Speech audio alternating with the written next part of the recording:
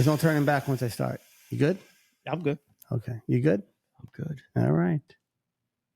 Ladies and gentlemen, welcome back. He's a pain in my ass. To Universal Lens. I'm John Emilio. Again, as always, with Anthony Lisi and Henry Belcher. Oh, okay. Thought he forgot that for a second. Yeah, I'm going to talk to my agent, and you're going to get a letter or an email. You get a letter or an email. Harassment. Yes. There will be no check this week. Thanks everybody for coming back. Hopefully everybody had a beautiful week, enjoying the nice weather if you're up here in the Northeast. If you're not, I don't know, but we're having some crazy weather here. Yeah, it's been nice. So hope everybody's been safe and hope everybody's back in good spirits. And we're here again to do what we do. Speaking of spirits, it's not alcohol. All right. It's a jar of iced tea. Sure. It's iced tea. Long Island. I saw the jar. I never had Long Island iced tea. No, it's actually pretty good. It's all the clears with the splash of Coke. Yeah, no, it's you knew that really quickly. I was a bartender. I was doing this alcoholic at one point, but no. Both would know it. Just iced tea in a glass. I saw the jar and I said, well, that's kind of old school looking, so I've been drinking out of it all afternoon. So. Screw everybody who doesn't like it. VFC. It's kind of weird. I feel like I should face the camera a little bit, but then when I'm talking to John, I want to face him, you know? Well, I think... No, you guys just face the tape. This is really difficult. I think we should just look at it like... Make believe the camera's not there. Person here. There's a fourth person with us here at the table. There's more than four. That camera's got millions behind it. Well, yeah, but, we got to act like... Millions of pixels. They're right here. And people, they're there. I don't want to hear nothing. So, anyway, thanks everybody coming back. And today we're going to talk about some other stuff. Other stuff. Yeah, some stuff. All right. Yeah, mental illness. That's a good topic. Yeah, sure. Mental illness, mental health. What is actually mental illness? Why are you looking at me when you say mental illness? I think mental health encompasses almost everything, right? Wouldn't you say that? So mental health is the over. It's an umbrella. It's a global view of it, right? So how do you stay healthy? Like you were saying before when we were outside. How do you stay healthy for your body? You're eating right. If you have a heart issue, if you have blood pressure issue, blah, blah, blah, whatever the issue might be. You take a global view. How can I make it, what can I do in my realm of things I'm in control of that I can do make it better? So mental health would be, what can I do in my realm that I can control to have a better overall well-being from a mental standpoint? I mean, in a world meanings, balanced life and all that stuff. In a world where it's a constant, struggle. Well, let's get one thing straight. Basket case theory. Yeah, that's funny because that's one of the first things we talked about like in early episodes. And when he told me about it, I was like, that actually kind of makes sense. Right? Yeah. And for those that Scott Adams, for those that are just catching up now, basket case theory is a term invented by Scott Adams, which basically just means that, there are times when you see somebody who has it all together and you see that person like, wow, he drives a great car. He's got a great job. Man, he's been married to this. No divorce. Look at all his kids are perfect. Everything is perfect. How does he do it? That guy you look at and admire, he's got issues too. He thought that was me until he found out, wow, you're a basket case too. Like, well, back in the day. But you know what? You should have called me. I would have he's told you a lot 100% sooner. right. It's like I would look at John and go, John, you are the example of what somebody should do, should follow. I mean, very successful. I mean, great family, great life. You look like you got this game of life thing down well.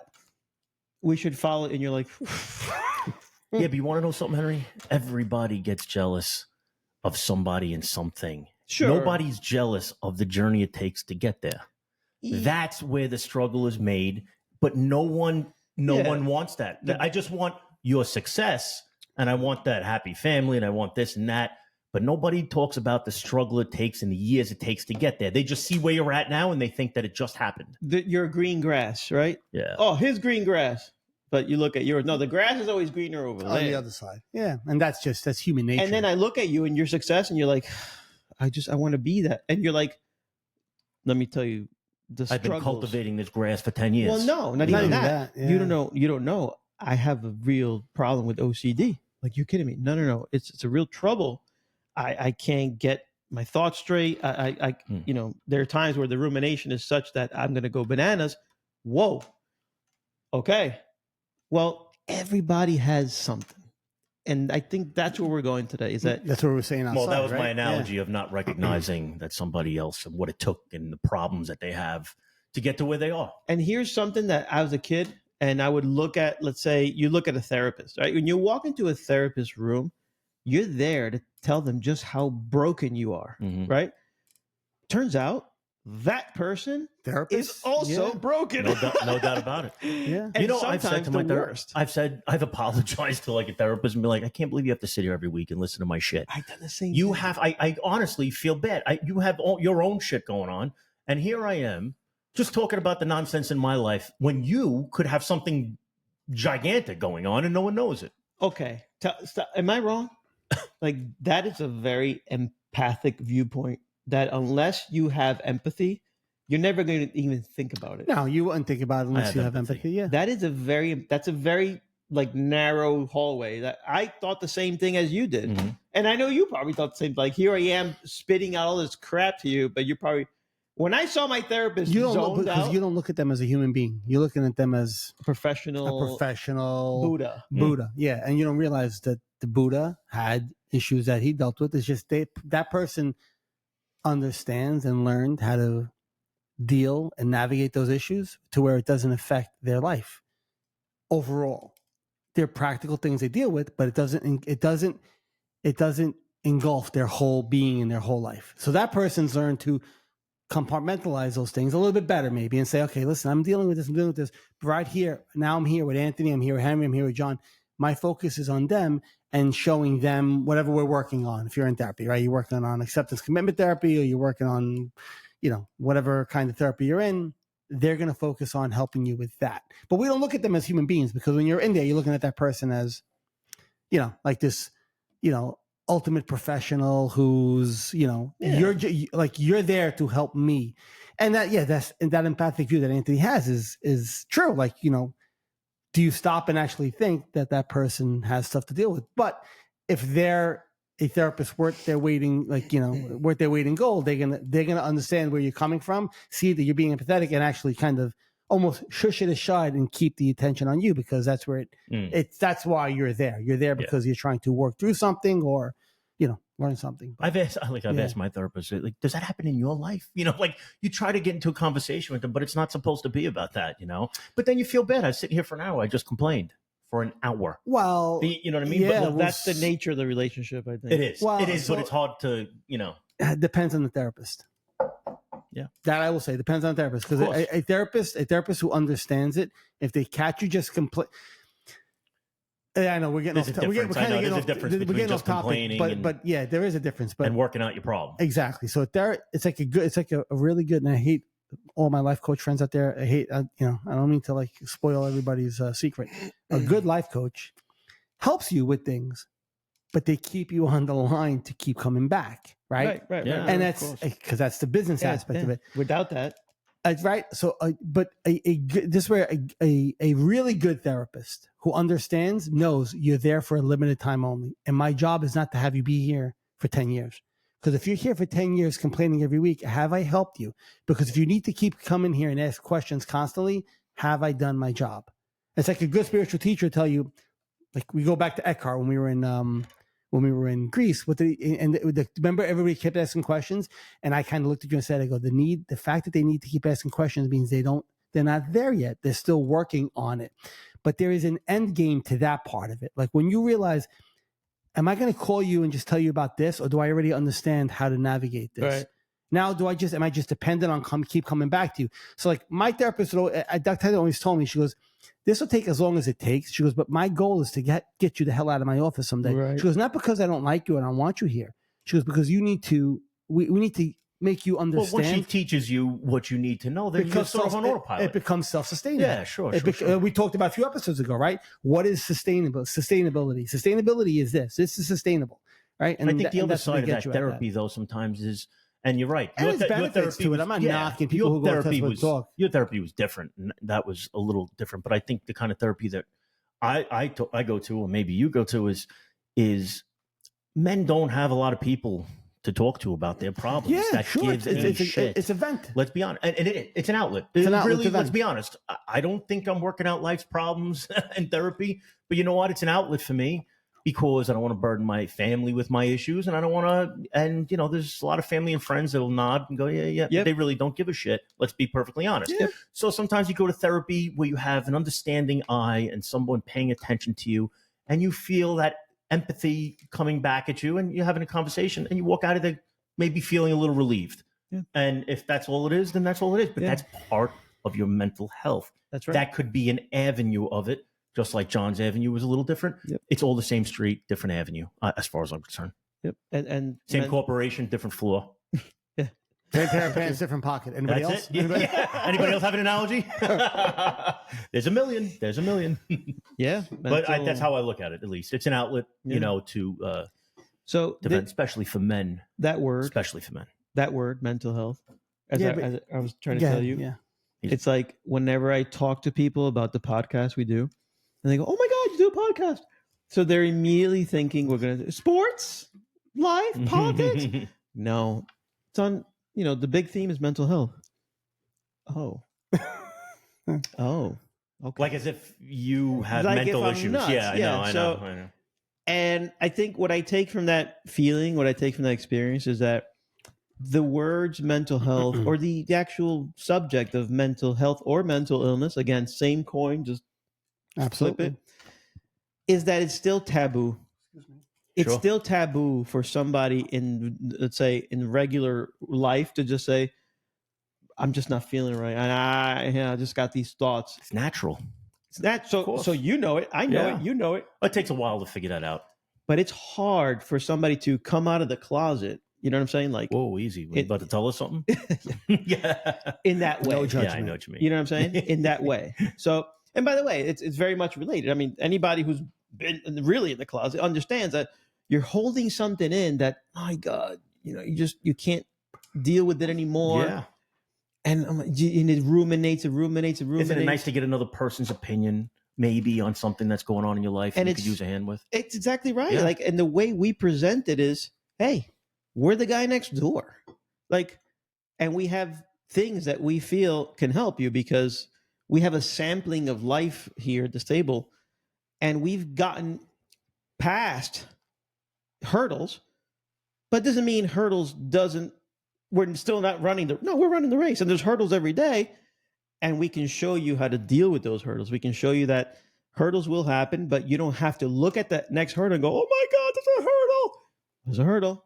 I would say the three of us kind of got past our hurdle. We've all had crisis, and I think that's why we've learned so much. John had his, you, me. I think anybody who's been in any kind of mental crisis really learns from it. That is where the deep thinking happens. I personally believe that. You learn who your friends are. You learn who your family is. You learn 100%. a lot that maybe was obstructed or clouded naturally through life. I would love to, let's say, if there's any type of osmosis through camera that can happen, is that I would want people to be okay with talking about this openly. I think that it has definitely gotten better, way better. Yeah, but way better. Last few years. Well, last few years. Way better. Would you say COVID? I think since a lot of people had that's what triggered a lot of people's mental issues. Yep. COVID. Well, COVID exposed a lot of issues people were dealing with, but I think over the last couple of years, over the last few years, even many years, it's definitely taken a lot of traction. But here's what happens: like anything else, that's why I wanted to talk about mental illness and mental health. Now it takes its own life and it becomes a thing. So people run to label themselves as something because it's almost becoming cool for kids. And I heard this on another podcast where somebody was talking, and they did like this an experiment with TikTok, or they took what do you call them, like analytics from TikTok, and a bunch of videos where kids, and it's mostly younger kids, were going through and they were posting, I have this, because now they have access to the DSM, which is a manual for mental health. I'm sorry. And they go through it and they can read it and go, well, I have this, I'm this. It's becoming almost like the cool thing to do. Self-diagnosing yourself. Oppression Olympics. I'm sorry? The oppression Olympics. The more oppressed. Yes. Like you don't understand. Mine is, we've said this 1,000 times. Mine is more than yours. Mine is worse than yours. But you don't get me. I'm different than what you have, because everybody's going to check this way. It's great. Everybody's going to check a box. So when we started the show, why I said, what is mental illness? Get that book. If you got it out and just went through the checklist of symptoms, there isn't a person on this planet who does not check a box. Yeah. Ready? Depression, eating too much, eating too little, sleeping too much, sleeping too little. You're on both sides of that spectrum. You realize that, right? So you could be depressed one way or the other. And if you could convince yourself, so when I say everybody in this planet is mentally ill, but I don't say it in a negative way. Right. I say it in a normalizing way. Everybody in this life, in this world, deals with something, because we have a functioning brain that works a certain way. So you will have thoughts, you will have emotions, you will have feelings, you will have urges that are going to come up. But if you don't know how to navigate them, you're going to believe that, yes, there are examples where the mind doesn't work right and people have psychosis and things like that. Yep. Sure, that does exist. And even that, this does help, by the way. If you could teach a person to realize that's not reality, what's actually happening. Right? It's been documented where people with schizophrenia, like with acceptance and ACT, it helps them tremendously because they start to relate to their mind differently. But everybody in this world is mentally ill one way or the other. And again, I mean that in a positive way. That's right. Not a negative way. That's Not right. meant that we're all batshit crazy. No, it's when you hear mentally ill, you go, oh, he's mentally ill. And I look at somebody and I'll get this. I go, you're not? They go, what do you mean you're not? You're this driven, egoic person. I get what I want. That's not a mental illness. Yeah. I'm successful. That's great. You're successful. I've gotten everything I want. That's great. You've gotten everything you want. And good for you. Hard work, determination, all for that. But you're not mentally ill then? Well, let me ask you this. How have you, yeah. Is that guy, yes, maybe he's mentally ill, but he's learned how to deal with it in order to be as successful as he is? No, but that's not, I'm not trying to. No, meaning everybody has it, but there's some people that excel past it, is what I mean. No, so it's not the point I'm trying to make. I'm not negating that person's achievements and how he got past them, but look at the shrapnel because of his determination. That shrapnel, how he's treated people, what they've done to family members, divorce. I'm never happy. I want better. Divorce, cheat on my wife, buy 10 cars, do this, do that. I have 14 houses, fire this guy, fuck that guy, do this, do that. Along the way, that person has, and I'm not saying it's everybody, but that person might have created a whirlwind behind them. That is and I say mental illness the way it means that person is not aware of how they're acting to get what they want. That's the illness. The illness is you're not aware of how you're acting to get what you want or what you're trying to do. There's no balance in your life, right? So everybody has a version of that in them. It's if you have the awareness, you notice it, and I hate to say keep it in check. You don't push through. You're able to navigate it because you see it. And now I could be a businessman who doesn't screw the person over, who doesn't realize that because now I'm a millionaire, I have to have a better looking wife, or I have to have a better house and a better car, or better this or better that. Or now I don't want to talk to those people anymore because they're beneath me.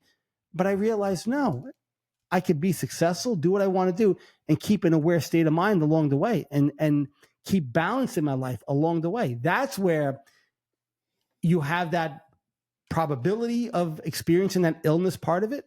And I use this example because I can easily say somebody who's anxious and say, all right, it's a mental illness. Somebody who's different, it's a mental illness. Those are the categories that have been made by therapists and doctors over the last 50, 60, 70 years, whatever it is, to say, well, if you check this box, you have this. What about the person who doesn't believe they check any boxes?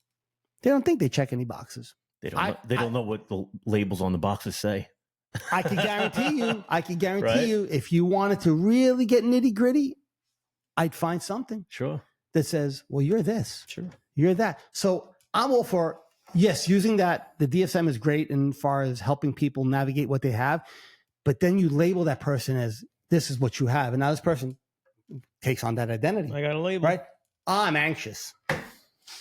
Okay. That's why I do this. So now your mind does this. Yeah. I'm anxious. So I'm an anxious person. Yeah. So we're gonna be anxious, John, because this is how John is. Yeah, it's making it okay to be. Exactly. So that's why when people hear mental illness, I'm like, everybody's mentally ill. But again, not in a bad way. Right. Would you say there's different there's degrees? a spectrum. Everybody's on the spectrum. Because like through life, there obviously everybody's well, like that's you're saying I said before, is mentally psychosis. Ill. I said that, then there's. But that's more of a serious chemical brain where actually your brain's not functioning properly. Mm-hmm. And But even then, so again, there's always degrees of it. But so let's say we know the people who have a higher degree because their brain's just not functioning properly. So they need certain, whether it's pharmaceutical intervention or just a really good therapist to help them get that separation, to believe this, to realize the story in your head, what you think you're hearing and seeing is not reality. And you could get them to that point. Might be a little bit more work for that person, but even that person can get there with the help of pharmaceuticals if needed, right? Absolutely. I'm not saying that, you know. So what's the difference between the people who are mentally ill and completely fall down and stop right where they are, collapse, life is all, you know what I mean? They turn homeless, they lose their house, you know. And then and then there's people who are mentally ill. And then there's people who are mentally ill that become successful. Would you say that those people are more aware because they're able to keep on moving forward despite those mental illnesses that maybe pop up? Because there's obviously a difference between the two types of people. So what makes that person drive forward and the other person stop and collapse?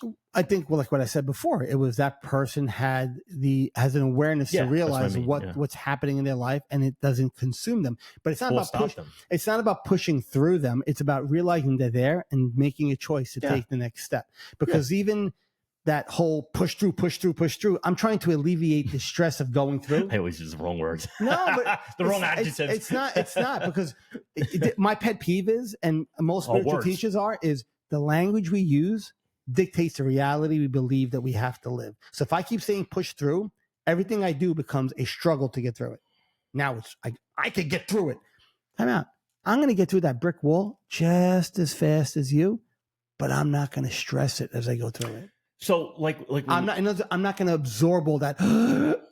It could suck. It could suck balls beyond. I mean, you know, pardon the French, but it could be like, you know, a royal pain in the ass. Sure, but I could choose still to go through it. So, Sonny, we were talking about that documentary with Arnold Schwarzenegger. It's on Netflix. It's fantastic about how driven he was and the type of person, and you can see mentally how he was able to.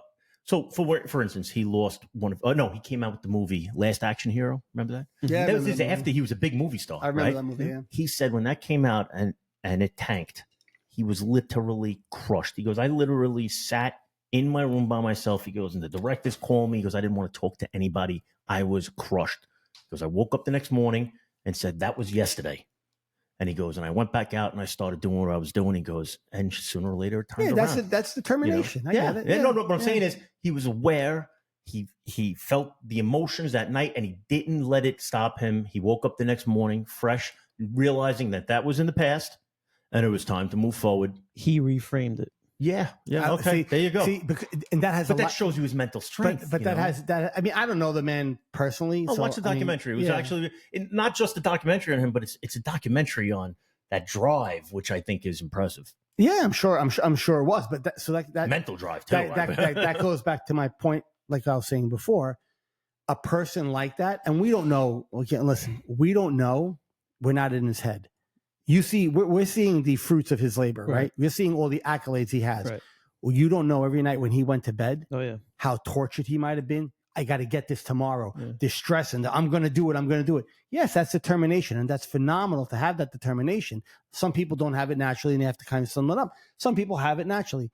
But is that determination a struggle, or is that determination a pointer? A way to say, that's where I'm going. That's where I'm going. We don't know because I'm not there. Well, I'd like you to watch it and tell me what you think. But even if I watch it, and I probably will, it'd be hard for me to tell because nobody's in the man's head. It's like, I'm not in your head.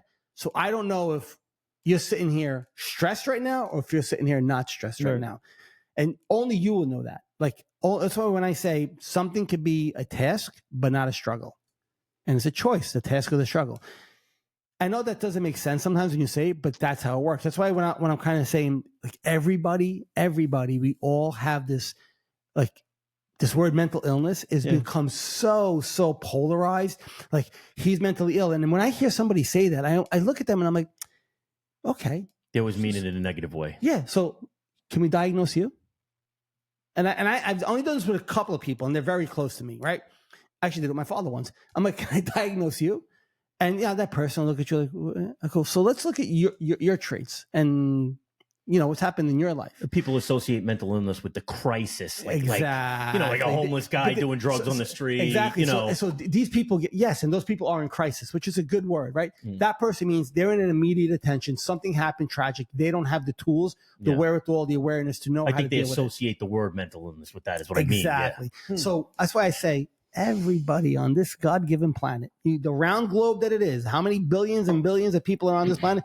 There is not one person. Not even Jesus Christ himself, Eckhart Tolle, they all, on a certain level, have a mental illness. Because why? They're human. Yes, because they're human. Exactly. Yep. Which has, what does a human being have? A thinking mind. That's that. If you don't have a thinking mind, you won't have a mental illness. And you're not human. And you're not human. Human being. The human part of being is what makes you mentally ill. But again, understand, mentally ill is not a bad word. We've given it a bad word. That's why we like mental health. Why does mental health sound so much better than mental illness? Because mental illness is you're sick. It's the head's part of the coin. Yes. Here's the tails. Well, here's mental health. Right. If you're mentally healthy. Okay. Maybe I was in a crisis at one point, no longer, because now I understand how this thing in my head works. And I look at this thing and I go, thank you, thing. I appreciate what you want to do, thing, but I'm going to enjoy the pretty birds right now. Right. Or I'm going to continue working on the new podcast logo that I was doing this afternoon. My ears were blaring this afternoon. And my mind's like, oh my God, your ears are blaring again, John. You haven't heard it in 6 days. But ears are... Thanks, but I'm going to focus here. Look how mindful Mike Tyson has become. Have you seen him lately? He's on podcasts. He's become a deep, deep thinker. I would say he's one of the more mindful people that I've seen on podcasts lately. And I'll tell you why. You're talking about one of the most violent, aggressive men ever known. And he suffered from it. He went to jail, and that's when he said he studied, and he changed. He changed because he recognized he was going in the wrong direction, and he's just learned so much over time. You got to hear this guy talk. And I know what you mean. It'd be great to get to those people before they get to that stage. Sure, absolutely. Like suffering is a portal for this. Yeah, crisis, or some kind of event or something like that. Yeah, doesn't have to be. But it's the greatest teacher for it. Take advantage of it. There's a way to take advantage of it, and it doesn't feel like it when you're in the middle of it. But as you start to come out of it, you learn lessons that you just wouldn't learn without that kind of crisis. Really, when life kicks you in the balls, I always say I have one. I try not to ruminate, right? Because it's something that I'm very aware of. My mind wants to do it, but if something irks me, I get triggered by whatever some human being. I will purposely say one thing to myself. Go back to work. But that back to work for me is a cue for me to just make sure I'm shifting my awareness to where it needs to be. Let me focus on where I want to. Let's go back. Okay, this is happening. Where do I want to be right now? Do I want to be there, or do I want to be here? I want to be here. Okay, I'm going to be here. Everybody chatter. Eventually, you're going to get tired of chattering. You're going to shut up for a while. Maybe you're going to come back. Maybe you're not. I really don't care if you do. And I don't mean that to say, I hope you shut up. I mean, I really don't care if you stick around, because this is where life's happening. So, that's why the one I was using was a thank you. Oh, thank you. That works great too. Thank you very much. Thank you. Thank you, Bob. That's it. You say Bob. Bob, using mine. Thank you, Bob. Give your mind the name. Thank you, Bob. I appreciate it. And that immediately kind of like crystallizes some stuff for you where, partition. And it's not a hard partition. It's a soft partition. It's more like I know you're in the room. Thank you. Thank you for your input. But we're going to go this way. People have a way, though, of taking those thoughts and running with them over and over and over until they convince themselves that thought truly exists. That's sure. It's a hardcore rumination. I find a lot of that in my life right now with people that around me. It's like you've convinced yourself of something that just didn't happen or didn't exist. Why are you doing that to yourself? And no awareness. They don't have the awareness to realize it. Yeah. And why are you doing that to yourself? Because it's affecting everything, and it's just not necessary.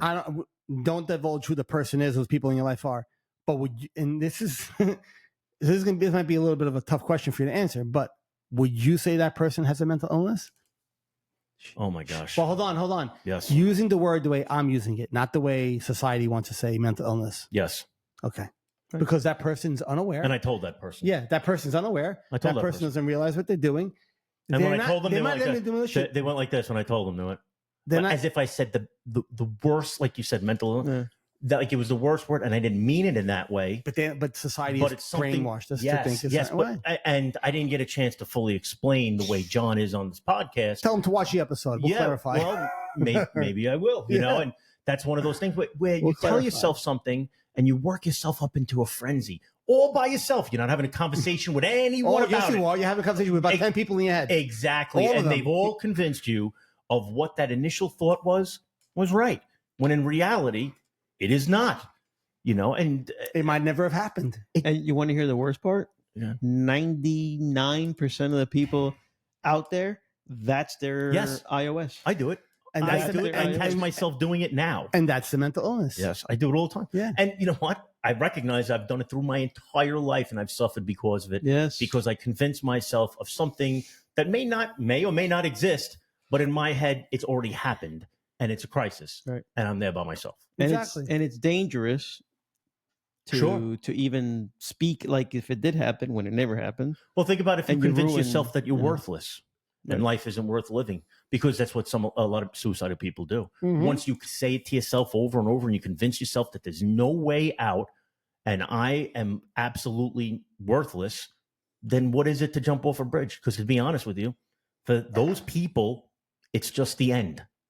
It's the end of their suffering, of their mind, convincing them they're not worth anything. They bought into the whole story. So if you can get a hold of those people in crisis, like on the edge of a bridge, and remind them, you've only convinced yourself.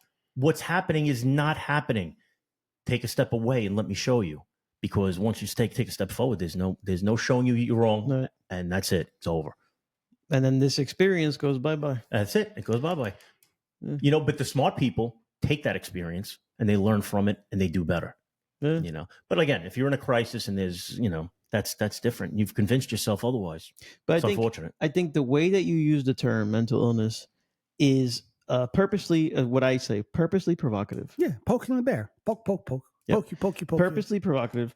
And I like it a lot because... Well, thank you. I appreciate that. Because that is... So, and this is why I like it a lot. So I like when I meet new people and I'm telling them a little bit, you know, I meet new people all the time. I'm in real estate. Yeah. And when the whole thing of the podcast comes up, I love looking at the reaction on their face. And quite frankly, I get a kick when they give me that reaction. Oh, mental health. Oh, okay.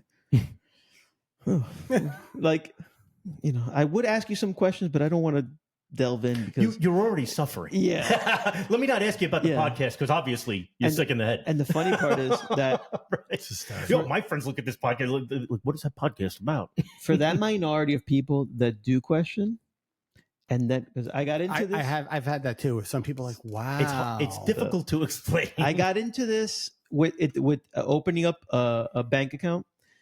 I'm not going to mention it here because this program is being watched as to how many bank accounts I open and where and when.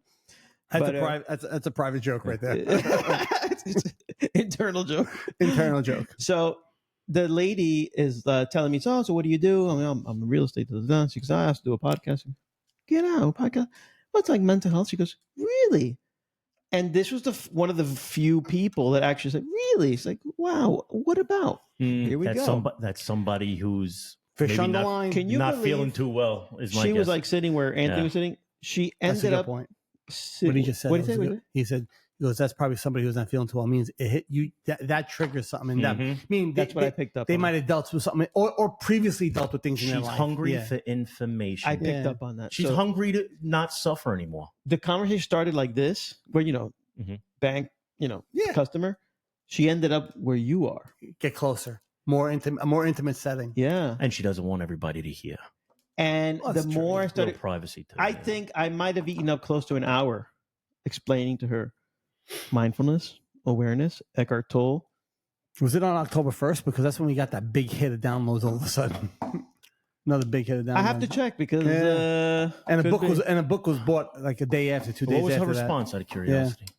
She's fascinated. She goes, I'm floored. I'm fascinated. She goes, I'm going to look you up. She wrote it down. Yeah, it might have been. Well, I'm going to be honest. When John mentioned this stuff to me, I was fascinated too. I'm like, because when he tells you how he suffered and how he was able to move past it or, deal with it, that's impressive to me. The guy has changed his life and it's something, hey, you got any tips? You got any pointers? You know what? And then you start driving to the gym with him and he's giving you all the pointers and tips and you're like, I got to give it a try. I got to see. Listen, when you're in crisis, You'll throw anything at the wall to see what sticks. So let's be honest, whether it be religion, whether anything, that right take there, away the pain. That's such a healthy outlook, meaning, hey, I am struggling and I see that you learn how to not struggle. I want to know that skill. Well, I think that girl had that lady had the same, that was hunger for some kind of solution. Something triggered her, and she. Otherwise, that conversation would have ended with, "That's nice." I get this. I've experienced shit in my life. And it would have been, "That's nice." So you know how we have this skill, but we also, me especially, I love to add on different skills. I like to add features to layers. Yes, like onions. Layers. Yeah. So I like Scott Adams because of his persuasion. Yeah, he's actually interesting to listen to. You know, I like Greece. We listened to him. Right. I like Dr. Joe. I like Proctor. And I pick up different things from different people. But this makes you socially and emotionally high IQ because you just have to tell me a few words. I already know that's bothering you, or that's in your life somehow. Exactly. And it makes me like a little clairvoyant. You know what I mean? Yeah, a mini clairvoyant. And she mentioned something about her daughter. So my daughter goes, okay, so the daughter. So the daughter seems to be like millennial, I guess. She asked me a gender question and I didn't even make a sound. I said, okay, gender. She goes, yes, feel free to not press anything or whatever. She goes, huh. She goes, but you're like 45, so maybe you don't care about those things. I'm like, I'm a male. Like I got no problem. Here's the thing about most people don't care about those things. The people who are going through it think everyone is concerned about it, which creates more anxiety and more depression. So that's kind of what I was picking up on her. Maybe she's going through that with her kid somehow. And I think that was her struggle. That was her, what could be. But she was very interested in what I had to say about mindfulness and awareness and what it actually means. And I even prefaced it by saying, it's so esoteric. I wish I can give you a definition, but I can't. It's something you just got to feel. And then I just go into examples. You get email and go, let me send you a link to the podcast. No, just give me your email. I didn't even press. I'm a poor salesman in that sense. Well, you're not, because you say you bring it up all the time, but you should have a way to just, hey, shoot me your email and I'll send you to YouTube. I'm a natural salesman, meaning I'm naturally selling to you and I don't even know it. Oh, but I'm not. You're not doing making it. the close, right? I'm not closing because I'm always not trying be closing, Henry. I'm not trying to close. You follow me? You know what I'm saying? So I'm not trying to close. Yeah, I got you. It's just one of those things where ABC. I'm passionate about it. I love it. I love talking about it. And if you're interested, I'll talk to you about it. That's it. I don't need to know your number. Just like what happened to me at that court. I remember the lady. With the lady, and she ended up crying. Well, she goes, I never had anybody tell me. I said, oh my God, I just met you hours ago. They don't know this exists. She's hugging me. She's crying. I'm like, yeah, girl, like, relax. Like, you're good. You're good. You got this. But she was going through some stuff. Yeah. Well, listen, if they listen to the podcast and they pick up some pointers, then it's worth it. It's no skin off your nose to put in your AirPods and listen for a little while and go, holy shit, I didn't think of it like that. Or, oh, maybe let me try that. Yeah. Maybe that'll give me some relief. Just give it. Hey, listen, it's all about playing with your mind, man. It plays tricks on you. It helps you. It also helps you to succeed, but it could also set you back pretty far. Yeah. It's one of those things. Right? So we do a podcast, anywhere from 45 minutes to an hour. Everybody here commutes to work somehow. You take a car, a train, a bicycle, walking. I don't know. Yeah, everybody's got time to listen. Put it in the car, play it in the background. Don't give it too much thought in the beginning, and let it just sit there. Be the fourth person on the conversation. Yeah, let it just sit there. I can promise you that you're going to have some shrapnel effects, positive effects, and slowly but surely notice those effects. Be like, I wonder where I picked that up. And then you're on the bike. There are a lot of podcasts, I think, out there that talk about mental health and mindfulness, and they really don't tell you how to apply it to everyday life the way mindfulness is applied to everyday life. Yeah. And I think that's what John and us as, helping him out. Yeah. I think that's what he's trying to get through, because a lot of these podcasts with the mindfulness is all about like whispering and green noise, and that's fantastic. Yeah, that could be great if you're trying to go to sleep, but what? When you run into a crisis in the middle of your life, in the middle of the day, you're going to need something. And I want to know how you. Yes. That's what I mean. How'd you get out? How'd you, Well, I think that's what makes us a little more unique. I mean, in full transparency, there's so many out there. I could almost. I remember you saying that. I can almost guarantee you we're not the only people who talk about it. I mean, no, I guarantee you, it's not like we're the only ones. I think, and we said this last week, so not to beat a dead horse.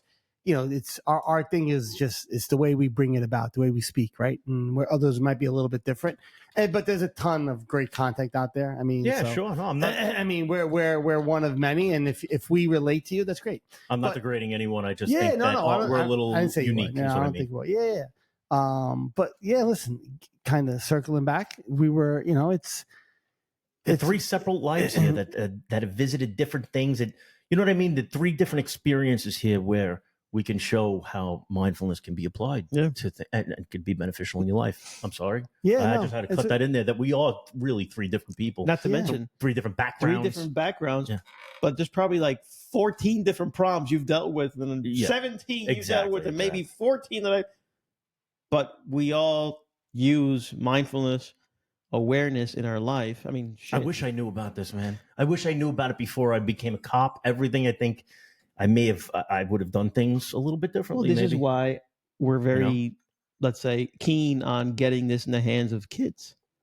Sure. How do we let children, school-age children, realize this thing? It's going to blow their mind. That's got to come from their mentally ill parents.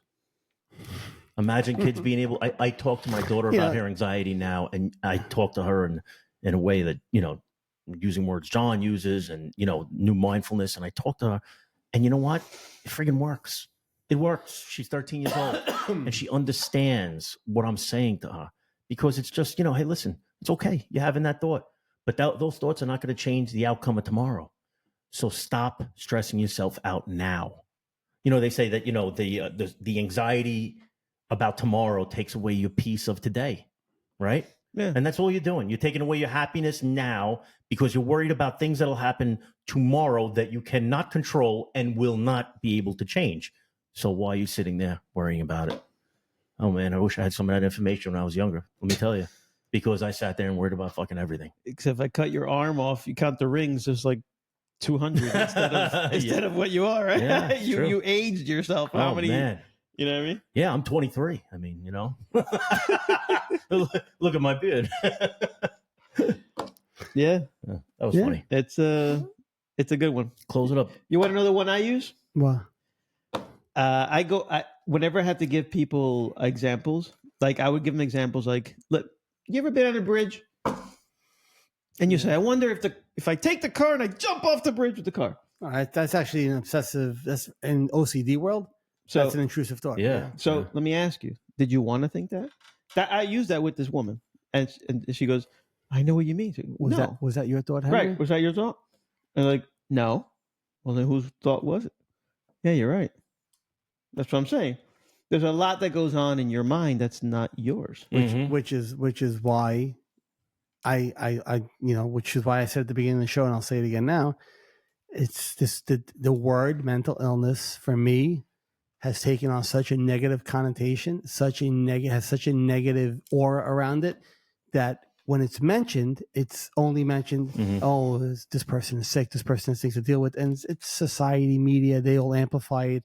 Social media amplify it to the 10th degree. Right.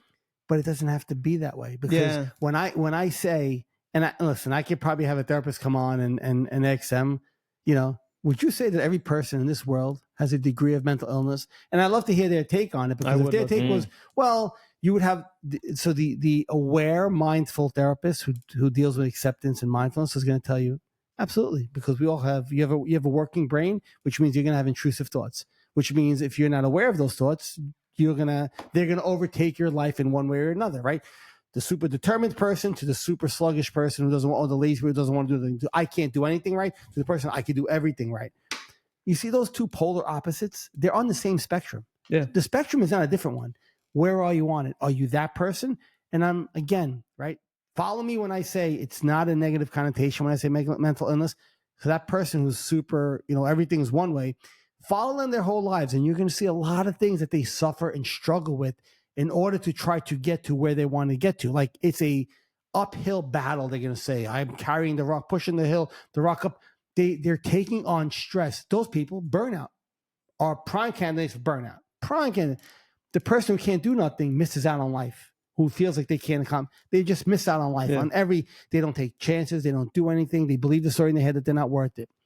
So when we say everybody's mentally ill, it's everybody has a thinking mind, and that thinking mind in some way, fashion, one way or the other, is going to allow you to believe a story that's going to push you to burn out, keep you from doing anything, or whatever it might be. So everybody experiences it. So when I hear mental illness, it's change it. That's why I like mental health better, because mental health is, okay, how's your overall well-being? Are you balanced in the way you live your life? Do you use your mind as a tool, or does your mind use you as a tool? Right? As a tool. Is the mind saying, no, you do what I say, jump, and I say how high? Or do I tell the mind, no, we're not jumping yet. It's not time. I'll let you know when we jump, because that's the control you have. That's where you take the mental illness, quote unquote, air quotes, right, out of it, and you become a mentally healthy person, not because you're taking some pharmaceutical that makes you mentally healthy. The pharmaceutical will help if you're in a crisis mode, especially, right, where we got to ground this person. We need to ground them quickly so we can then show them the way through. All for that, if it's needed, absolutely. Would you say mental health is like PMing a call, like preventative maintenance? Having that skill is a health in its own. It's taking care of any problems that might arise before they arise. But you're not really taking. So with the mind, you're not taking care of problems before they arise. You're just aware when they arise, and you don't make them take control of you. So with a car, I get your analogy. Doing little things to improve your mental health. There are little things you can do to prevent your and that is, you could do meditation, but it's being aware, being mindful. Understanding that just because your mind says we have to do this now, it doesn't need to get done now. Says who? I don't give a shit what it is. Says who? You have a choice. What's the only analogy? Somebody's pointing a gun to you and says, give me your money. I don't have a choice. I have to give you money. No, you actually have a choice. I'm not advocating for people not to give the robber their money. Right. Don't get me wrong. Might have not been the best of examples. No, but it's an extreme example. That situation. Hold on. But pay attention. It's an extreme example because why? Even in that moment, you have a choice. You always have a choice of what you want to do. So your mind isn't the one who calls the shots. You get to approve or veto that thought if you want to. Not that it's going to go away, but you don't have to choose to follow it, right? And that's where the mental health comes in. That's where the mentally healthier person, right, who's maybe more in the middle of the spectrum, of that spectrum of life, because they understand that there's this part of me that wants to do great things. There's this part of me that tells me I'm not good enough. There's a part of me that's worrying about everything. There's a part of me that's worried about it. There's a part of me that doesn't give a shit about anything, thinks I'm Superman complex and nothing's ever going to affect me. So you're on both spectrums of that. If you have that awareness, you'll see both of that in you, and then you get to choose the proper way to move forward. And that's where the health part of it comes into it. So everybody's from birth. Once your mind develops to a certain point, and you have thoughts and you have opinions and you have bias, you now become a mentally ill person because you have a functioning, thinking mind the way the universe intended it to be, the way Mother Nature intended to be. Okay, congratulations. With that, you get all this, right? And that's the mental illness part of it. So because somebody has anxiety, they're not mentally ill. They're just dealing with something. If somebody has depression, they're not mentally ill. They're dealing with something. We label these people as mentally ill. How do you expect that person, if you tell them this, how hard do you make their journey for them? That's why the first thing my therapist told me, she goes, you're not an anxious person and you don't have OCD. You experience anxious thoughts and you experience excessive. Meaning it's temporary. It's temporary for that moment. Yeah. Meaning you're experiencing it and you get to watch it happen. You're not it. If I tell a teenager they're depressed, they have depression, and I start pumping them with pills at this 16-year-old kid, what chance am I giving this kid to honestly, you'd have to reconvince them they're not that later on in life. Yeah. And you've already embedded it on them. It gets more difficult as that person gets older now to show them that there's a different way to live life, because I'm labeling them, boxing them, putting them on a shelf with this thing. That's why I hate to say you experience psychosis. You experience obsessive thinking. You experience anxiety. You experience sad feelings. You experience manic thoughts. You experience, and when you realize you experience all these things, there's all of a sudden there's another level or realm that you tap into. And you're like, okay, but what's this? This is what makes you notice the fucking madness that's happening. And go, I don't have to buy into it if I don't want to. It's at times it pulls you and it's harder and it's difficult and it requires a little bit more focus to stay on point. Absolutely, because we're human, right? You can't take the human out of the being. You just can't, or else we're just energy and we're not here. So, that's how I feel about it, at least. I want to say one thing before you wrap up. There's no period in there anywhere. Was there a comma? No, so this is how it goes. I let them talk for 20 minutes, and then you go in. Then I go in, I get my 10 minutes, and then I pull back out. But before you wrap up, I just want to say, so the current landscape, the zeitgeist is such. The zeitgeist is such that now mental illness has a negative connotation. Right? Correct. So now, okay. But if you're paying attention to what's going on right now, the oppression Olympics is real. So I love that one. If I could walk around going, yeah, I'm manic depressive bipolar. Yeah. By the way, people do that. That's the scary part. That's what I was going to tell you is that. So I'm seeing the other side of that where their ego has captured that now, and they're walking around with the label. Yeah, I'm manic depressive bipolar. Oh yeah, I'm on 70 grams of lithium, and I got to take 2 Xanax. It's like, that's not healthy either. Like, it's not. There's no balance. It's one thing that you recognize that you may have this issue. Yeah, which by the way is legitimate. Nobody's saying that these issues aren't real. Of course they took the cloak, they put it on, and like, look at they this. believe it. Look at this cape. Like, what's going on? That's like, a scary part. They wore it with pride. Yeah, that's the scary part with kids these days is they believe they self-diagnose themselves and they say, I have this, I have. It's like, cool, I'm autistic. Okay, well, I'm this, I'm that, I'm the other thing. I'm manic depressive. I'm bipolar. I'm what's the other one? I have a personality disorder. Right? Yeah. It's like, hold your Do you think horses. It's like the pharmaceutical industry where they keep on telling people that they label them with problems so that they continue to have the business? I won't take a stance on this. I'm just curious. I'm asking. I'm not saying anything either. I'm asking the question. You see my head? Yeah. In my opinion, a little bit. In my opinion, it's such a strong. You know what? You can take a look at America from afar. Big pharma. And you look at America from afar, and anybody in another countries, because we have family in other countries, and it's easy to look in for us because we have family in other countries. We have experience outside of the borders. Yes, and you can clearly see that our whole society is captured by the big companies, the big pharmaceuticals, all the big deals. Dude, do you know that other countries don't even allow some ingredients in the same products, like let's say Fruit Loops that we have here?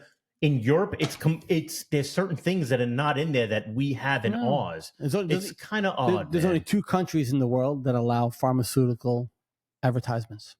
Us and New Zealand.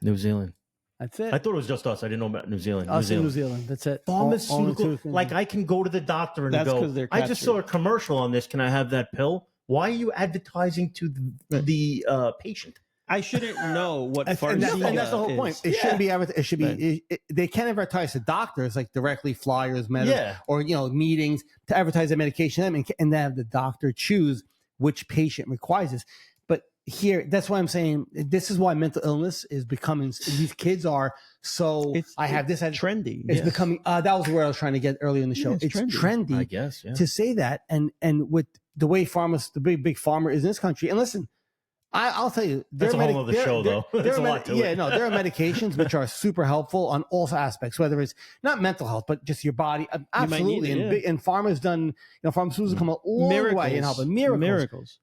But they have also done what? Mm-hmm. They have taken on their own identity. They have grown. They believe that more and more, let's get it to everybody.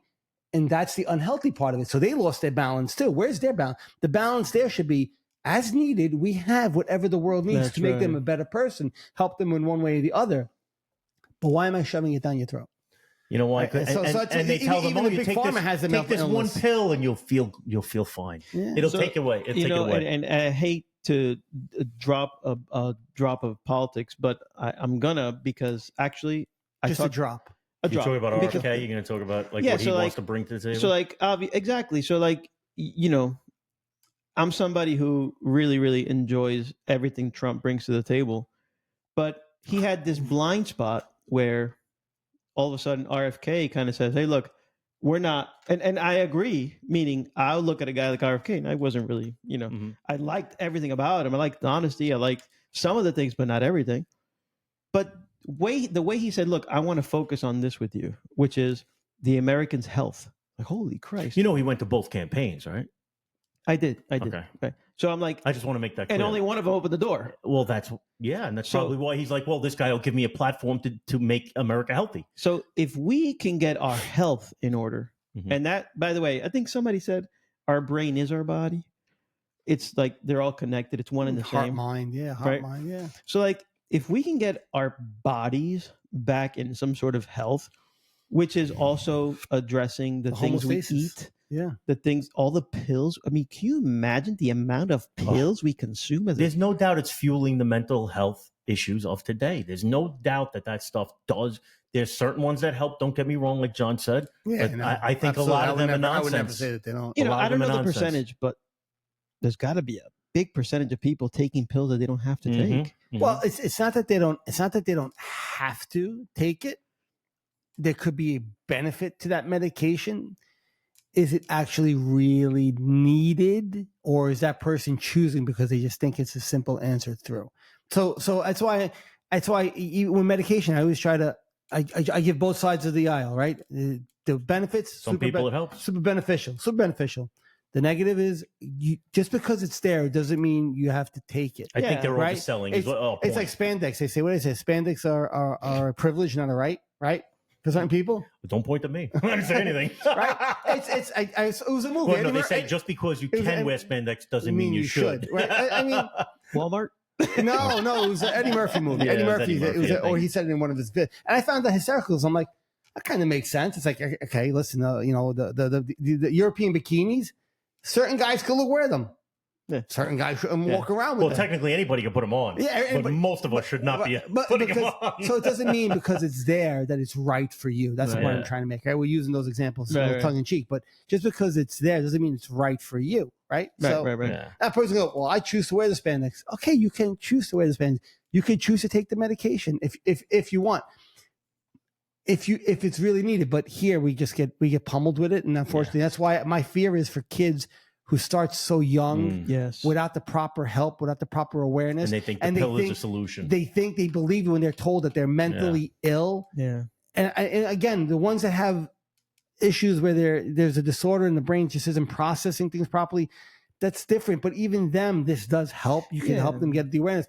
But it's the other 90% that it's in this gray area. And they're just told that you have this, you have this, you have this, you have this, you have this, you have this, you have this, you have this. Like I said, right, with depression before, where I could go down a list, the DSM, and I can show you this columns probably, and we all fit somewhere, not multiple places. Imagine teaching a child how to deal with their intrusive thoughts. I can probably prove that you're manic, depressant, you're anxious, obsessive. There's a bucket that you belong here. You belong here. Imagine being able to teach children these days how to deal with their intrusive thoughts and feelings and emotions without just giving them a fucking pill across the table and going, that'll do it. Because now you're teaching them to rely on pharmaceuticals instead of getting to the root of, you're numbing the issue instead of dealing. Yeah, you're not healing the wound. You're just putting a Band-Aid over it. That's exactly. Every day you take that pill, all you're doing is numbing that away. That's all you're doing. The doctor, it's like drugs. The doctor that gave that prescription, does that doctor have any awareness? And that's a larger issue also probably, yeah. Do they?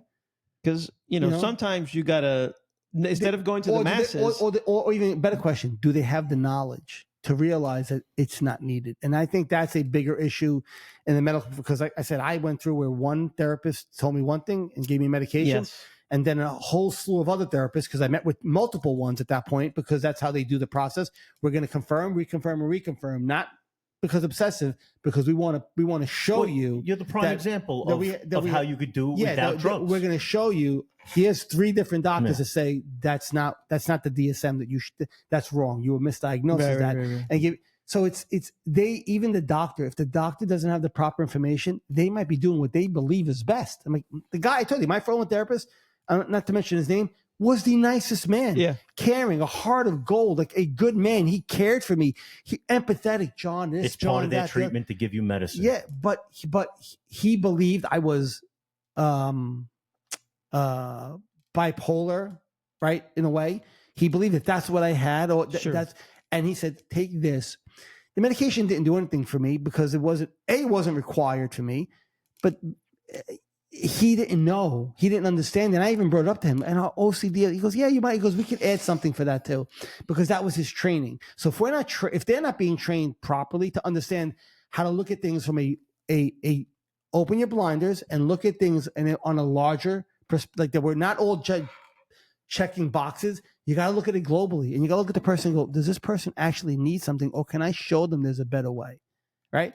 And unless the doctors realize it, how do you expect them to properly diagnose somebody also? Yeah. I think it's, I don't know. I can't fix that issue. I don't know how to fix it personally, but I mean, I would, hopefully that the medical field is getting there where they're starting to say, as these therapists and psychiatrists are coming through schooling, that they're changing the curriculum to be, okay, hold on a second. Let's look at things. And a lot of these things maybe can be, there's recovery with either little help or no help, because we could get them through other ways. We just got to make them understand it. Right. Yeah. So that's my whole thing. Yeah. Just for anybody thinking about putting on that cloak of, I have this, don't do it. Take your breath and realize labels are for boxes and not for people. Yeah. They're for jars. Put a label on a jar. Don't put a label on yourself. And you'll see that you don't have to believe the stuff in your head that you are this, you are that. Now, again, if you are having an issue, I see it at the end of the show. If you listen to the disclaimer, go talk to a professional. Talk to a professional who's going to care and give you the right advice, the best advice for you. And if you have to talk to multiple ones, you do. You'll know when you find the right fit for somebody, because they will help you find a path through. And hopefully this show does help you in that aspect. By the way, reach out over here, send messages and whatever you want. Send us an email. Yeah, I have a lot of, we're not therapists, but we definitely have a lot of. Well, you are. We have coach. Oh, yes, I'm a life coach. Yes, that's true. But we have a lot of, what's what I'm looking for? Experience and real world experience, and a lot of contacts and stuff like that. That maybe a chat would help. Maybe a chat is all you really need. All right, host. All right, wrap this up. You said bring us around full circle, Seinfeld. We're good. That's it. Bye-bye. Okay, then. Bye-bye now. All right, guys. Thanks, everybody, for coming out. Hope you had a nice time. Hope you liked the show. If you're still here, thank you very much. If you're not, no, I'm joking. Take care. I'll see you guys next week. Peace.